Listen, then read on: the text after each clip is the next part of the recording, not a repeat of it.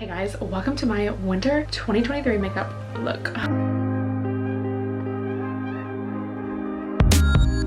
Bare face. This is gonna be kind of an honest chat because there's some things on my mind, as well as bring you guys through my winter makeup routine. So the vibe today is like, I just want to feel a little bit cute, but I don't want to do so much. The fit's casual, the hair's casual, the makeup is just gonna be a little like refreshed, glowy, just really like smooth, nice skin. Comment your beverage of choice down below. This is a mint tea blend.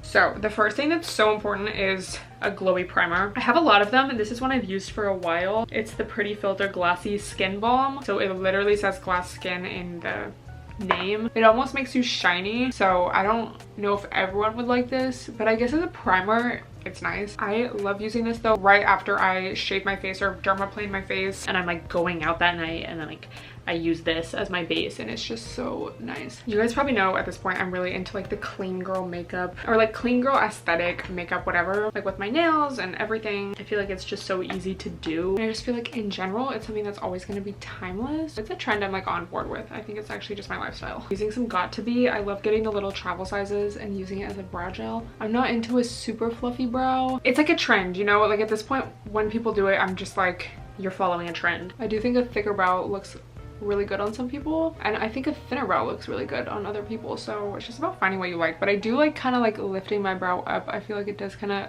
lift my face, like even just that you can see the difference, and I just love using this because it's a lot cheaper than getting an actual brow gel. Something I wanted to talk to you guys about that's been on my mind like this whole year, but really like since coming back home and kind of removing myself from dating and stuff. And I know I've talked about this before on my podcast, but just the vibe of like, it's hard to date men when you know about how patriarchy works and just how a lot of straight men view women. So much shit is like so ingrained in us. Learning about red flags in dating, and again especially in dating men, you know, there is a lot of manipulation, or some might say finesse, that men have to kind of apply when dating women to like get women to sleep with them and like whatever. So it's not like someone has to be like the biggest predator, you know, worst case example, but I feel like just in everyday dating, like so much of it is just kind of like this game. Systemic power imbalance. So I feel like over the past couple years, as I've gotten older, as my brain's developed, as I've had different dating experiences, I've definitely learned a lot. By the way, this is the Tarte freaking Shape Tape. I've never used it besides this little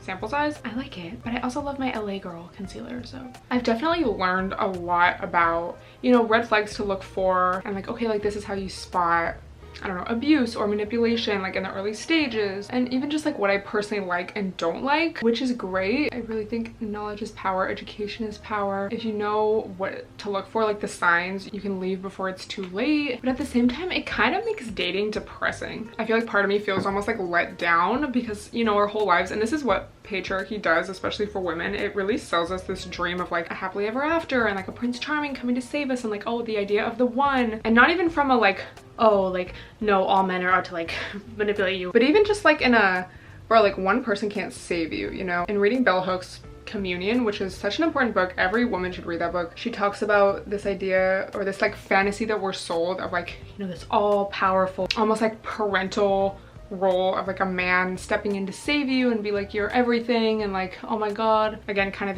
the idea of the one, or that you're incomplete without this, and like, oh, we want to wait for that like perfect guy. That doesn't even exist in like a friendship, you know, with your girlfriend, you know, because people are still their own people and they have their own ability to make choices, and like you can't be saved by another person, you know. I think a relationship, and any kind of relationship, friendships too, can be so healing, and you can learn a lot from people, and obviously like having people there for you is so important, and like support, emotional support, which, let's be honest, a lot of men don't even provide that. But it's not like somebody can literally like save you waiting for like, oh, the one, oh, my Prince Charming, I want to live happily ever after, which a lot of us subconsciously believe. It's just unrealistic because regardless of patriarchy, people are still people, and like people go through shit. There's just no such thing as like the perfect, oh my god, my soulmate. I mean, maybe it can feel like that at times, but it's still like, you're gonna have disagreements. It's like, get back to reality, you know. But then on top of that, there's patriarchy. So I feel like I've really been in this stage of like, I've heard it described as cocooning, where when you are going through healing and like learning about yourself, learning about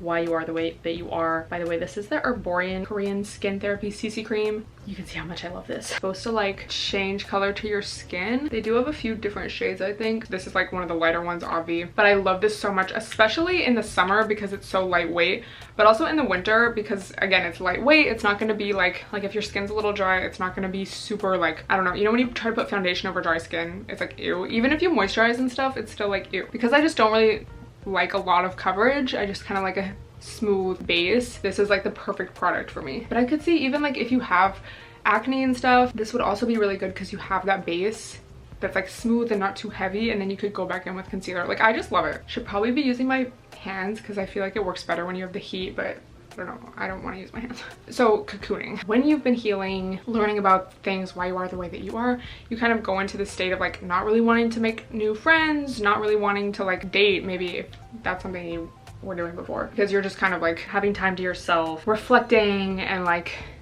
just realizing, you know, it's kind of this transition period in between like stages of life. Like, okay, I used to be here, I realized stuff, I want to get to the other side, but I have to go through this transitionary period. So I feel like I've really been going through that. So then the times that I have like tried like Hinge, or even just the times I've gone out, guys try to talk to me or whatever, I just feel like so almost like disappointed because it's like I see shit right away. You know, I really tried to give Hinge a chance. All the TikTok girlies do it, and I know it was like obviously around before that, but I mean, I guess it's helpful in some ways because guys really show it their ass and expose, you know, their intentions, but then it's also like frustrating. Like, for example, I was talking to this guy, and one of my rules for like Hinge and stuff is I don't really like giving my Instagram out because I just feel like you can learn a lot from my Instagram, and especially if it's like online dating, it's like I don't even know if you're a real person, so I don't want to give you my Instagram. And then I feel like also, guys, you know, regardless of safety, it's just like some guys definitely have opinions of like girls who do social media and stuff. I'm not saying I would want to like date someone who thought that way anyway, but it's just everything, you know, combined. It's just like I don't really like giving my IG out. So I matched with this guy and he asked for my IG, and I told him that, and it's also a good test because it's like, okay, how are they gonna react if I tell them no? And he was like, oh yeah, like I totally agree, like I feel you, you can just give it to me when you're comfortable, like no worries. So we chatted for a while, we ended up exchanging numbers because, you know, I was like getting a okay vibe. I was like, okay, we can like take it to the next step. You know, a few days goes by, he asked me for my Instagram again. I'm like, bro, like we haven't even met yet. We were in different cities too at the time. It's not like we could just go on a date right away. And he was like, oh yeah, for sure, no, like totally. And then literally like the next day or something proceeded to bother me about it again and started to like really press me. Like I could tell he was annoyed I wasn't giving it to him, and it's like I was not being shady or anything. I was like, bro, like I just like I don't know if I called him bro, but I was really just like, I don't feel comfortable with that yet. I'd rather get to know you first. Like we haven't even met each other. It's just like a safety thing for me. And he was like, oh, like I think I might have told you guys this before, but he was like, oh, like, do you have twerking videos on there? Like, really just starting to press me hard. So I ended up cutting him off because then when he was planning our date, which was also like, oh my god, you're planning like such a cute date for us. But bitch, I pay attention to shit now. He just threw in like a couple things that were like, oh yeah, well that'll be close to like my place. I'm like, oh, like you could just stay over if you really had to, like if it was really late. So just everything combined, I told him no thanks. I actually changed my mind because it's like, what? So just shit like that. I feel like I'm so much more sensitive and aware to like little things like that, and it just really makes you realize, and again, this is like something I've talked about before, but like how it makes sense that so many grown ass men are like, whether they outright say it, which a lot of guys do, or not, whether it just is like shown in their actions, a little bit of brightening, a little bit of setting. Now so many guys prefer to date women under 25, and it's like, it makes sense. Yeah, blame it on, oh my god, they just look better, all you want, oh my god, that's just like your prime of like fertility, it just is biological. That's not fucking why, bitch. I look way better than I did at like 18. Sorry, but I do. And it just makes sense because you have less experience, your brain isn't fully developed. I know me at, you know, 18, 19, 20 would have not peeped all that little shit. I would have just thought like, oh my god, he's being like so nice, you know, planning this really nice date for us, like that's so thoughtful. No. So like I get it, I get why y'all prefer like the younger and experienced girls, because you want to take advantage of them and they won't really like notice as much. So with all this being said, it causes this really weird like internal conflict in me almost, because it's like, bro, like oh my god, like I just want to be in a nice like healthy relationship. I've like learned so much about who I am and how to communicate, and like I don't know, I feel like I've like overcome a lot of shit in myself. Y'all know I always recommend the Attach book. I would definitely consider myself like an anxious avoidant. This is something I've like worked on so much, but if let's say I'm like, I don't know, texting a guy and he's like not texting me back, yeah, that's definitely gonna cause anxiety in me. But instead of like oh, I'm just gonna reach out more to them. I'm like gonna ignore them. Like I'm gonna like cut them off. So funny because I literally remember, probably some of you guys like do this, and I know like sometimes I still do this. Like at school, if I had a crush on someone, I would like avoid them, which I know is like very normal for a lot of people because that's just like, I don't know, it's like, ew, I don't want to like feel shy in front of you. I'm just gonna ignore you and pretend like you don't exist. So that's something I've worked on a lot. And it's like, bro, like I just have come such a long way. Like, yes, like wherever is my, you know, person, let's like build something, you know, because I'm just not really into like casual shit. No, like that's so unfulfilling to me. And then it's like, bro, there's no one. Sometimes it just seems like there's no one on the same page. Like these guys are just so emotionally immature. They don't know how to talk to women. They're so like sexual early on, which is like a huge turnoff. So many of them just come across as so, again, when you know what to look for, like so manipulative and sneaky and just like, ew. So it's like, I'll be like, oh my God, like I just want to like, you know, I want to boo, I want to travel with somebody. Like I don't want to like go on these casual dates with like randoms. It's fucking exhausting. But then it's like, does that person even exist? You know what I mean? And then just looking around, like no shade, no tea, but I feel like there's so little examples of, you know, people in my, like around like our age group, even just like in general, bitch, who have an example of a relationship that is like goals, like actually. Like not just like, oh, they take such cute pictures together, but like literally, truly, you know, where they don't like somehow get exposed, oh, he cheated on her, or like, oh this, oh that, you know, oh my God, it was just a relationship for like reviews, I don't know, oh my God, he was spotted out without her and he was letting girls shake their ass on him. It happens, I've seen it with my own eyes. So it's like, I'm not really missing out on much, it seems. But then it's also sad, you know, I feel like it's like I deserve romance, you know, like we deserve to experience that. I don't want to go through my whole life just like avoiding like dating and stuff. But then it's like, damn, like the bitches in the relationship seem unhappy. I just don't want to be in a situation where like I have kids with someone and then they end up being like this horrible guy. And I feel like those fears are different from like, I don't know, fears of intimacy, or like, oh, I just like have an avoidant attachment style. It's hard for me to like be in a relationship, you know? It's like, bro, like I just don't want to be in a bad situation. And just the statistics too, like, bro, unmarried single women with no kids, me, are the happiest subgroup. That means they're going to be happier than married women with kids. They're happier than single men without kids, because, you know, we know how to do shit on our own. We know how to keep a nice house. We know how to keep friendships, which is a lot of skills that, you know, single men don't know, aren't taught just because of society. Oh, those are like feminine traits. Me and my bros just play b-ball. We don't talk about anything. I saw a TikTok that was like, don't use bronzer, just use powder. No, bitch, I need my bronzer. Like, not to be Jersey Shore, but I literally need bronzer. Men's lives significantly improve when they're married, which makes sense. You have someone to do emotional labor for you, someone to clean your house, someone to cook for you. But then it's still like, with all this knowledge and like even just experience of bad things and stuff, and like, I don't know, witnessing other people, other women go through fucking bullshit, it's like I'm still hopeful. Which I don't know if that's a good thing or like it's just sad. Like, have the fairy tales just been too ingrained in my mind to give up on them? Or so it's not like I'm like, oh my God, I'm so hurt, I can never trust someone again. It's just like observing shit and learning about shit. Is this even like worth pursuing? So let me know if you have any advice, or if you relate to that at all. Part of me is just like, okay, like, you know, just treat dating as something fun and fresh and like for the experience, and just like almost with no expectations. And then obviously keeping this shit in mind, keeping yourself safe, you know, from fucking manipulating disgust, and just like enjoy my life for myself, and not because like, oh, I want this like fairy tale, you know, unrealistic. Not saying you can't like experience a fairy tale, but you know, just like the really Disney, like unrealistic, like they this isn't even real, because like humans have feelings and these are like cartoons. Anyway, so that's kind of where I'm. Oh my God, my whole leg fell asleep. I have to be mentally strong. This is what it feels like, doing hard things. Anyway, we're gonna do some eyeshadow. I got this from a BoxyCharm. Love a BoxyCharm. My link is down below if you want $5 off. I'm gonna do, it looks like almost like a pink, but it's kind of more of a brown. And I'm just gonna put that on my lid. Like a pink brown, which I think is so pretty with the bronzer. Cold girl makeup, I just don't really like that much blush. I just like to be like fresh faced. I'm just not really like a blush girl. I've told you guys that before. Like, I need blush. I don't think my look is complete without blush, but I'm not like, oh my God, I could just put on blush. Probably because of my skin tone. Like, I feel like it just brings out the pinks. It makes me look more pale and sickly. I like bronzer more. I feel like it brings out, like, I just look more gold and like warm, which is my vibe. Then I'm gonna take this kind of darker version of that, I guess, and just kind of That's just kind of where I'm at, and I wanted to share in case anyone else feels like that. So I'm not like, oh my god, I'm never dating again, I'm never like doing anything again, but it's just like that cocoon stage, you know? It's like reflecting, I don't know, almost like reorganizing, like recalibrating what you want and like what you don't want. And I think also like there's still this vibe where it's like you need a man. Like people are like, oh my god, like if people are married by like 30, they're like, oh my god.